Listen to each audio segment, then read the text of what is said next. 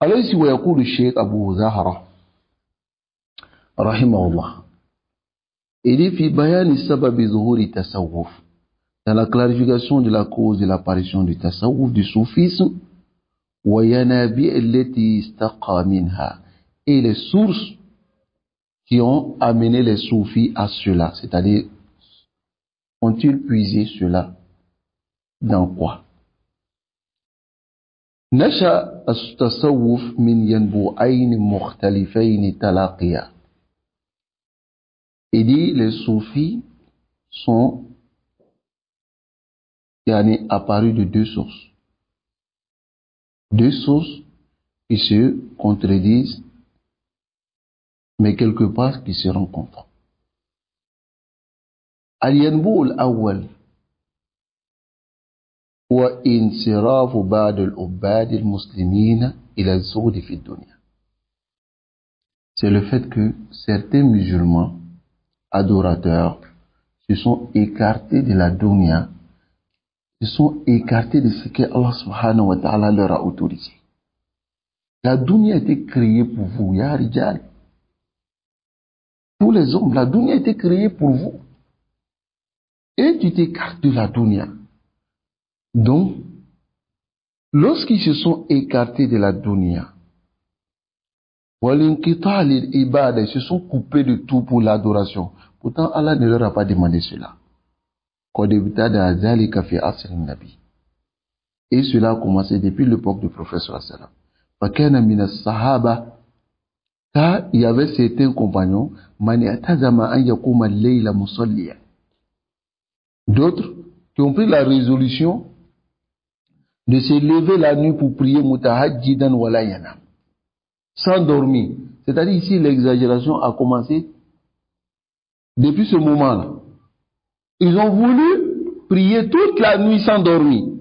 Wa minhum man yasum wala yuftir. Et d'autres qui vont jeûner sans rompre, c'est-à-dire tous les jours lui va jeûner. Tous les jours de l'année, sans rompre. Voilà le azm qu'il a pris. وَمِنْهُمْ مَنْ يَنْقَطِعُ عَنِ النِّسَاءِ. Et d'autres qui ont décidé de délaisser les femmes, de ne même pas s'approcher des femmes. ثلاثة نفر, 3 personnes. فَلَمَّا بَلَغَ أَمْرَهُمْ إِلَى النَّبِي صلى الله عليه وسلم. Lorsque leur affaire arrivait au prophète صلى الله عليه وسلم, قال ما بال أقوام يقولون كذا وكذا. Quelle est la situation des gens qui disent ceci et cela? Et il a dit, lakinni asum wa uftir. Mais moi je jeûne et je romps mon jeûne. Wa usalli wa anam. Je prie et je dors. Wa atazawwaju nisa. Et je marie les femmes. Faman raghiba an sunnati falaysa minni. Celui qui se détourne de ma sunna ne fait pas partie de moi. Allahu Akbar. Ar-Rasul sallallahu alayhi wa sallam naha an hada amla. A-t-il interdit cela ou pas?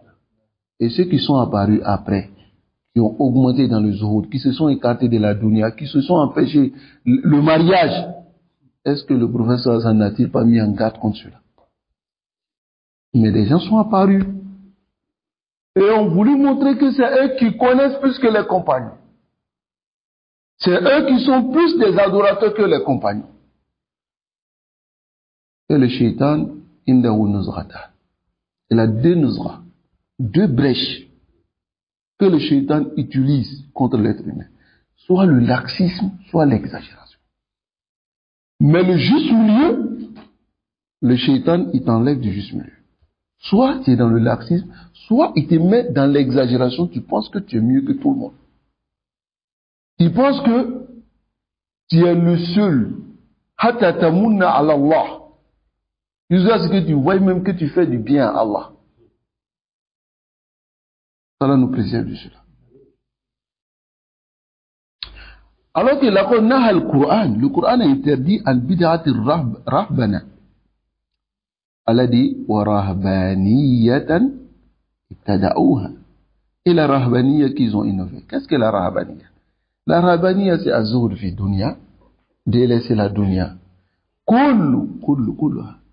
Masala la rahbaniya que les chrétiens ont amené. Ça va? Et c'est que rahbaniya, ils vont quelque part. Par exemple, les sœurs chrétiennes, elles vont dans une maison et disent qu'elles ne se marient pas. Elles donnent leur vie à Jésus, c'est ça, non? Elles donnent leur chasteté. Elles ont fait vœu de chasteté. Imagine ça. Si ta mère avait fait vœu de chasteté, ça allait naître.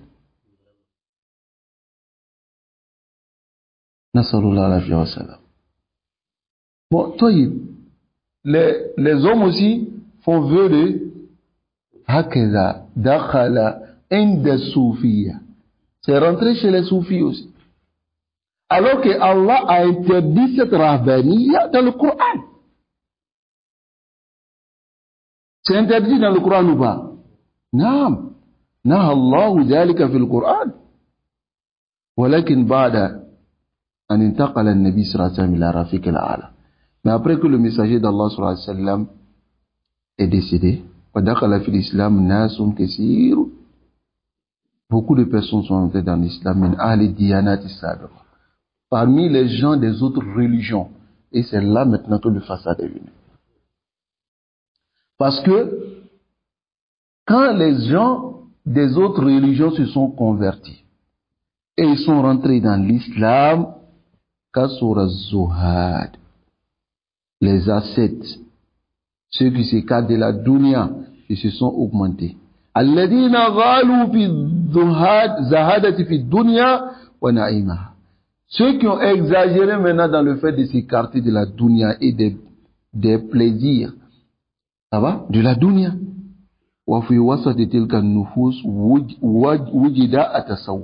C'est au milieu de tout cela que le tasawwuf est apparu et a connu maintenant sa place. Et a trouvé sa place. Il a trouvé une terre fertile maintenant. Une terre, masha'Allah, pour pouvoir faire l'istiglal, profiter, propager maintenant leur ikar. Parce que les autres religions sont rentrées dans l'islam. Donc, le tasawwuf maintenant a eu sa place. Et a commencé à se propager. Qu'Allah nous préserve.